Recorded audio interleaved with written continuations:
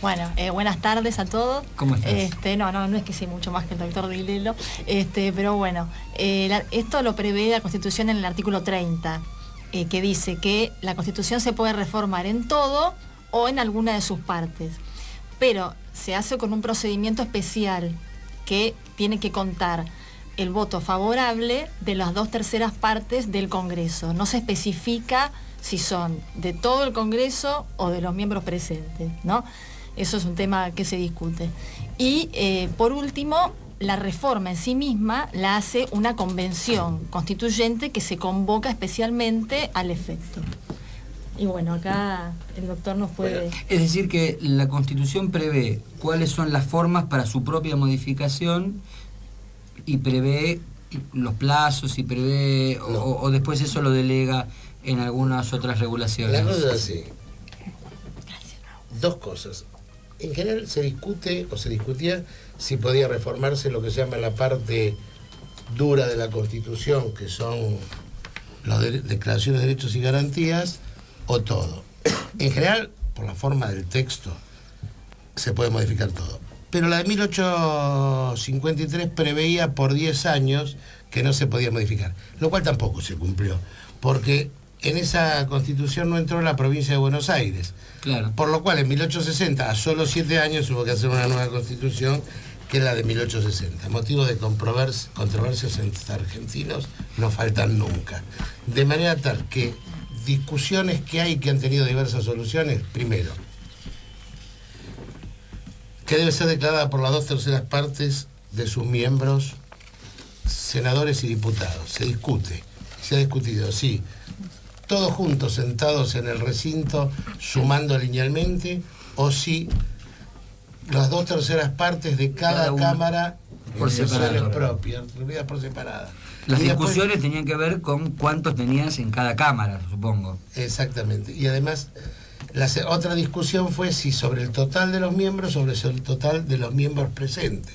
Y otra discusión es si se debía hacer por una ley o directamente por una convención. Como referencia para manejarnos con el ritmo es lo siguiente. En las reformas de 1860 y 66 y de 1949, las 2/3 partes de los que estaban.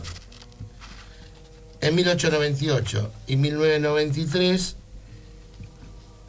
las 2/3 partes de la comunidad de los miembros. Por otra parte, ¿qué se puede reformar? Otra discusión es si lo tiene que decidir la sesión de las 2/3 partes de sus miembros, o lo hace la constituyente, o si lo puede modificar. Después Belén nos va a comentar algunas alternativas que hubo en la última reforma. Ahora, en el 93 el Congreso avanzó con temas que eran propios de la Convención, y como ella no cuestionó qué era, quedó convalidada. Cuando hablamos Ahora, de ella, nos referimos a la Convención. A la Convención. Ahora, lo que está claro es que si no dice nada la convocatoria, es todo. Es decir, para ir resumiendo, para reformar la Constitución tenemos que juntar a los 2/3 de todos los legisladores en general, y una vez que los 2/3 de los legisladores declaran la necesidad de la reforma, tienen que establecer un temario también sobre qué es lo que se va a reformar. Si no debe ser que lo hagan si es que quieren limitar el ámbito o la extensión de la reforma. Si no dicen nada, es todo. Tema libre. Puede ser tema libre. Segunda cuestión, para tener presente, Belén nos va a completar, porque con la convocatoria 93 se motivó un fallo, hubo cuestionamientos de diversos tipos y donde hubo diversas mayorías para el fallo. Ahí no fue por unanimidad, ni una mayoría unanimidad, sino que hubo distintos aspectos. Pero una cosa más que vale la pena, digo, nosotros, si en este caso, ¿cómo se eligen los constituyentes? Los constituyentes se eligen conforme al Código Nacional Electoral, por lo cual, en la próxima reforma que se pretenda hacer, si continúan vigentes las leyes que están vigentes en este momento, previo a eso tendría que haber primarias abiertas ¿Y obligatorias? y obligatorias para elegir los constituyentes. Bien. Eso es divertido. Con lo cual, digo, hay cuestiones de tiempo, en fin. Es cada vez más rígida nuestra Constitución, digamos. No sé, yo no puedo preopinar.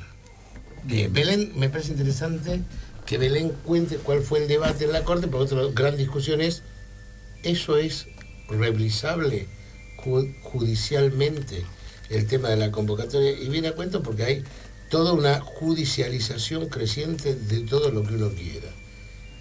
Exacto.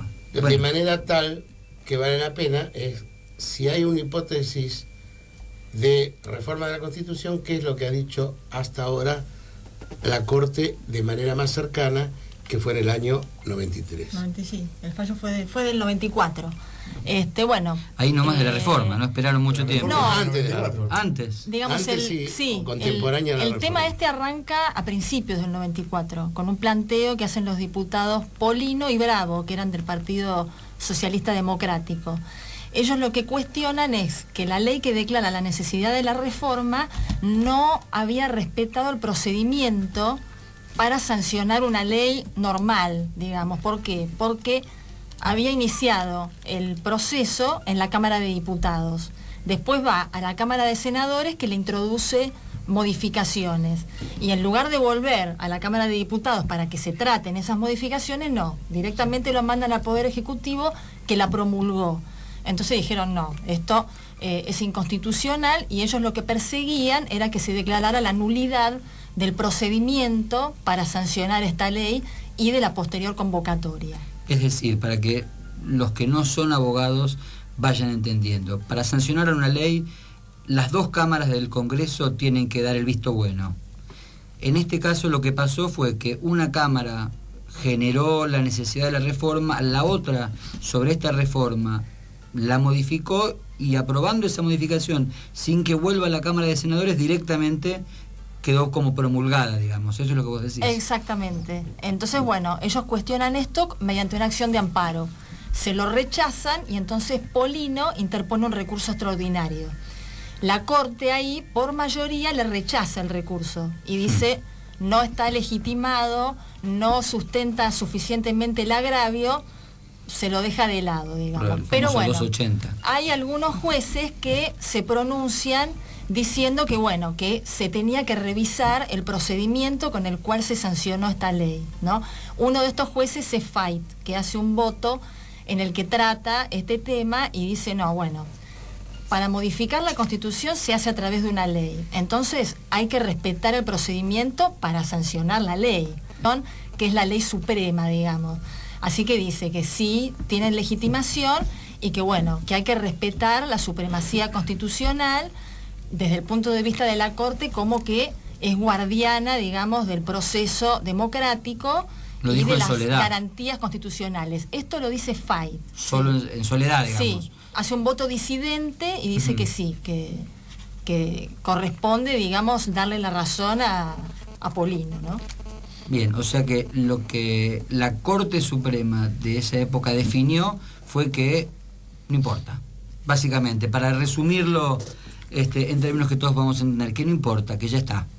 Mientras que lo que dijo Fait es que los rigorismos que hay que ir cumpliendo y cada uno de los pasos, me sale procesales, pero son cada uno de los pasos legislativos que deben ser dados, formales, gracias Jorge, para ir en el sentido de modificar una constitución, tienen que ser efectivamente cumplidos. Exactamente, eso fue lo que dijo Fait. Todo lo cual lo vamos a poder comprobar en la próxima reforma, a ver si lo hacen. Y vamos a ver qué surge, ¿no? Ahora. Entonces, surge ahora si hacen reforma, porque sí, todavía no está planteado. Es una expresión de deseos. Es una expresión de deseo de algunos. ¿Cómo nos daríamos cuenta que esa expresión de deseo baja a un viso de realidad? ¿Qué tendríamos que ver? ¿Qué estaría pasando? ¿Habría algún movimiento en el Congreso? ¿Qué es lo que estaría sucediendo? Y bueno, caminante no hay camino, se hace camino al andar. De todas maneras, creo que junto con un movimiento que me parece que se ha visto en algún sentido, con distinta expresión respecto a qué debería comprender la reforma, por lo menos debería haber un proyecto de ley, un proyecto de declaración o algo por el estilo. Pero o sea bueno, que la idea para que la gente que nos está escuchando se dé cuenta que se inicia un proceso de estas características por encima de los comentarios políticos, lo que vemos en la tele, las opiniones de uno u otro lado, es que algún legislador haga referencia a que se ha iniciado en el Congreso un proyecto de ley para iniciar este proceso. Alguna presentación, o que eventualmente hay alguna sesión al respecto, como viene sucediendo con algunos de los temas que están en cartelera. Es decir, tiene que tener un número de expediente en la mesa de entradas del Congreso. No sé si en el momento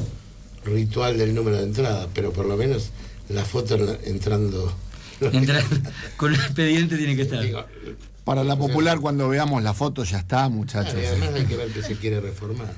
Cuando veamos la foto, brindemos por la Constitución reformada. Entender que el camino no es en 24 horas nos juntamos, pum, pum, pum, y sale la reforma, cualquiera que sea, o no sale. Tiene que haber por lo menos 2 elecciones. Es un itinerario especial, con requisitos especiales, que además no va a ser debatido por el mismo órgano exactamente que llamó a hacer la reforma. Es muy probable que solo una parte de quienes estuvieron en el Congreso cuando se debatió el llamar a la reforma vayan a la Convención Constitucional. Me parece que es muy importante esto que estás aclarando. O sea que vamos a tener campaña electoral, financiamiento para que todos los sectores difundan por qué, para que todas las agrupaciones políticas digan qué es lo que quieren reformar o no reformar, ¿no? Para que los oyentes lo comprendan por encima de nuestros tecnicismos y de todas estas situaciones, es importante que obviamente desde tu sabiduría, tu conocimiento y tu control o tu intervención en este proceso, le quede claro a la gente que por encima de la chicana política de lo reformamos o no lo reformamos en una tarde juntándonos 4 amigos o lo hacemos en una hora, lo importante de todo esto es lleva tiempo. Esto no va a ser como algunos agoreros nos dicen a través de algunos medios que en 24 horas se van a juntar 4 amigos y van a poner en la Constitución los que se le cante la gana poner a 4 amigos. Salvo que esos 4 amigos expresen la voluntad mayoritaria y consensuada de hacer eso. Entonces sí, pero digamos, el proceso no son los 4 amigos, sino la voluntad mayoritaria consensuada, porque esas mayorías en general es muy raros que no requieran un consenso extrapartidario o metapartidario. Es decir, necesitamos una mayoría especial para la ley que dispone la reforma. La ley o el llamado. Digamos. O el llamado. Y después tiene que haber, además, 2 elecciones, las primarias abiertas y obligatorias, y después de las primarias abiertas y obligatorias tiene que estar la elección de los constituyentes. O sea que, claramente, elección... Nada. Bueno, claramente nada. Pero para que lleguemos a que haya una reforma, no solamente tiene que haber una decisión de 4 amigos, sino que además tiene que el país entero en 2 elecciones opinar. Expresar su voluntad. Perfecto. No solo elegir los constituyentes, sino que después tiene que sesionar esta asamblea, como pasó en el 94, digamos. Lo cual lo hace claramente muy complicado. Salvo en las iluminadas reformas militares. Pero que esas... Esperamos que no... que ver, iluminadas con ironía. Claro, por eso digo, no tuvieron mucho que ver con la democracia, ¿no? Convengamos que es nuestra intención que no sigan pasando. No, me refiero a las reformas que hubieron. Sí, a las reformas que hubieron. Eso pasó en todas, quiero decir. Salvo cuando la iluminación militar, de espaldas a la vocación de la gente, cualquiera haya sido la vocación, decidió, por un mandato divino, vaya a saber de qué Dios, modificar las leyes que nos regían. Cada vez que hablamos de estos temas, al doctor le brillan los ojitos. Ustedes van a tener un programa específicamente destinado a la militancia política de los jóvenes, donde van a entender por qué estos temas al doctor le llegan a su fibra más íntima. No al fiscal. No al fiscal, dije a la persona. El fiscal de eso no le interesa nada. El fiscal no habla de esos temas. Como acaba de hablar el fiscal con competencia electoral, que nos explica lo que se debe hacer para llevar adelante los procesos bien hechos y dentro del marco constitucional.